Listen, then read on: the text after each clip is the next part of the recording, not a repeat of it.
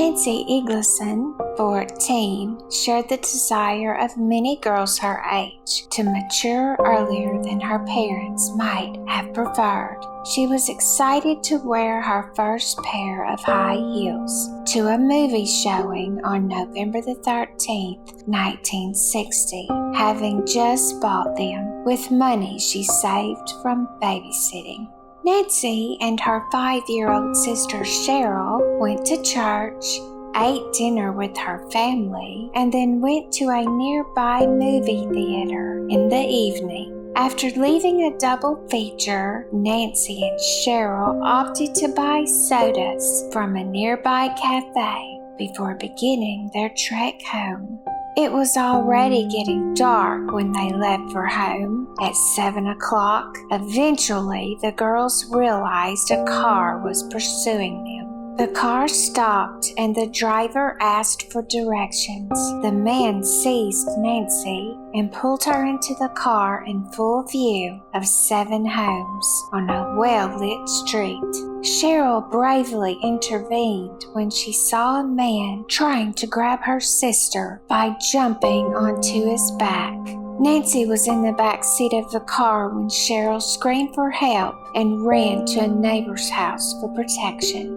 According to her account to the officers, the man was large and wore dark horn-rimmed glasses. He had a belly resembling Santa's and emanated a strong smell of alcohol. She estimated his height to be around 5'8". Additionally, she mentioned that he drove a light-colored vehicle. Only 6 hours later, raccoon hunters discovered Nancy's body in a clearing about 100 feet from the road, putting a stop to the frenzied search for her. All local vehicles that matched Cheryl's description were thoroughly searched, and numerous neighborhood residents were questioned. Nancy was assaulted and shot under the chin, according to an autopsy from 1960. Although many residents felt it had to be a local person, given where her body was found, the sheriff thought the suspect was someone from outside of the area. Cheryl's description of the man is restricted because she was only 5 years old at the time. The sheriff at the time is credited with saying, "We only know 2 things for sure. It was a man and he drove an automobile." This statement is still true today. Even hypnosis was used on Cheryl to get her to remember the specifics of the kidnapping. In September 2022, family members went to court to seek permission to remove the body to search for clues as to who killed the young teen. The Porchlight Project is a non-profit organization that specializes in DNA testing for cold cases in Ohio.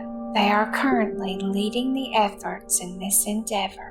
On October the 24th, 2022, Nancy's body was exhumed with the court's approval. Thomas Bloomquist, a deputy coroner for Lucas County, examined her body.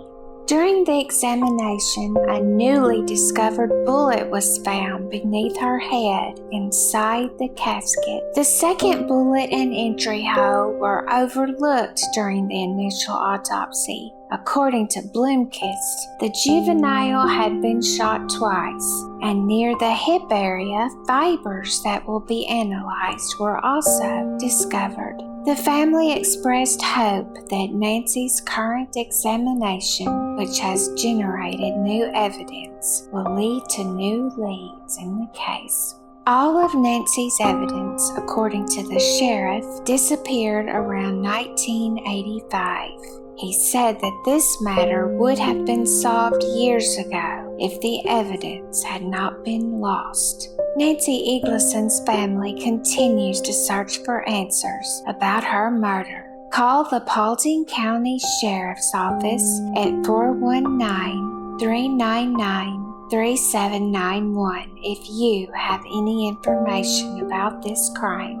Nancy's little sister Cheryl spent her entire childhood afraid that this man was going to come back for her. Cheryl has spent her entire life trying to remember who took her sister. After Nancy passed away, another sibling was born. This sister has been haunted by the death of her sister, whom she was never able to meet. It's a very sad case. I pray that the family can get some kind of answers. Tell me what your thoughts are.